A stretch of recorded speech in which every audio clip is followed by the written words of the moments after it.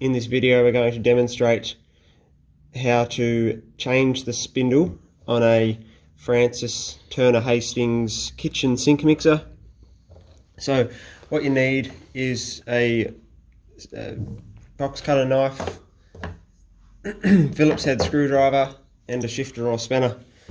So firstly, let's change the cold spindle. So first you need to pop off the blue colour dot.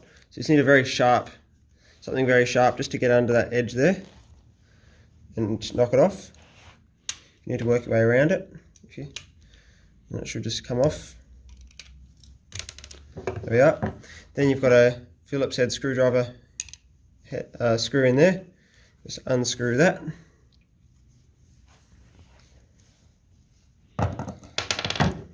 Now, if the issue with your tap is that it is not lining up correctly, if it's not straight up and 90 degrees when it's on, you can pull off just this part here.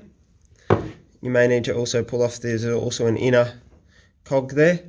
So you might need to adjust this, just put it in a different position and put the handle in the right position. So twist it all the way to the back and get it lined up straight, and then reattach the screw. That's to realign the handle. However, if you want to remove the whole spindle, just remove both components and then use a shifter on the spindle. Just unscrew it. That's a ceramic disc spindle there.